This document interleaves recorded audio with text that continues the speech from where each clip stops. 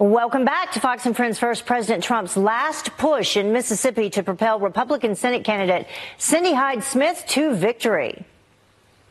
Tomorrow, the voters of this state will cast their ballots in one of the most important Senate elections of your lives, of all of our lives. It's very important. It's going to be, I think, a very big day for Cindy and for the Republican Party and for the country. Got to get out of her. Don't take any chances.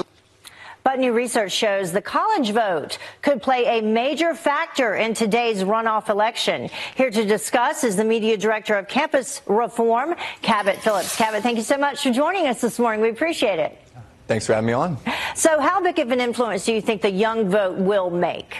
Well, it has the chance to turn the election. It's going to take absolute record turnout from young people, and it's also going to take voter complacency among the Republican base. I think that's one reason we saw President Trump out there to rally the troops in one of his strongholds. I think that if it's based on the midterm elections, we saw about 31% of 18 to 29-year-olds actually get out to the polls. I think it would take closer to 50 to 60% of that number in Mississippi to actually get out and make things a little more interesting. If you look at young people voting in a state like Mississippi, for example, much of their vote is going to be influenced by what they're seeing in class, what they're hearing from professors. And if that's the case, it's overwhelmingly odds that they're going to go for the left. Not even necessarily because they agree with leftist policies, but many times because they're told, you're young, you have to support Democrat policies. We did a study at the Leadership Institute's Campus Reform analyzing the political donations and affiliations of professors and administrators. And we found that in almost every college across Mississippi, Ole Miss, Mississippi State, University of Mississippi, there's 90 to 95, even in some cases 98%. Sorry, Cabot, while you're talking about that, not to interrupt you, but while you're talking about that, let's pull up some of those numbers.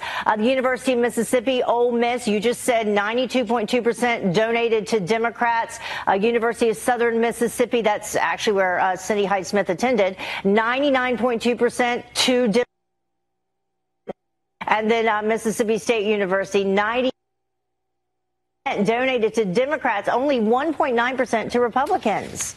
And I think there's a misconception that the coastal elites or the Ivy League schools are where there is more bias on college campuses. It really is a problem around the country. Look, there's nothing wrong with the professor having their own political opinions. But one has to wonder, when there are such an overwhelming number of people believing one side of the discussion, how that's going to manifest itself in the classroom, the pressure that's going to put on students. And so I think that's an interesting point to look at. And also, it's interesting to look at how the Democrats have kind of failed the expectation game leading up to the midterm elections. They kept saying, we're going to take seats in Florida and we might even turn Texas blue. We're going to take the Senate. And they kind of overpromised and underdelivered. And the political sense, you typically want to underpromise and overperform. And so I think that's going to be something we're looking at today. Also, how the Democrats are managing expectations in a race that they are expected to lose by most people. What about the message itself, though? I mean, across the board, say leading up to the midterms, the message from Democrats you heard was one of resistance, this angry rhetoric.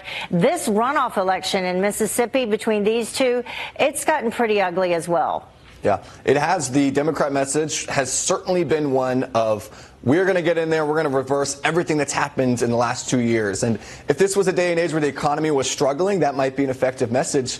But right now, the Democrats have just been the party of resistance. And at this point, what exactly are they resisting? Is it the record unemployment, especially among minority communities? Is it record GDP growth? Is it record consumer confidence in the economy? What is the Democrat Party resisting right now? And I think a lot of people realize that it might be helpful to rile people up on social media, to get your base really motivated. But average Americans look around and they say, we don't want to resist what's happening right now. Things are going pretty well. And I think that many people in Mississippi realize that. It's a Trump stronghold. And I do think that ultimately the state will go the Republican way. But still, Anything could happen. You never know. Yeah. President Trump there doing some campaigning yesterday because, as you mentioned, he won the state. So we'll see if that helps.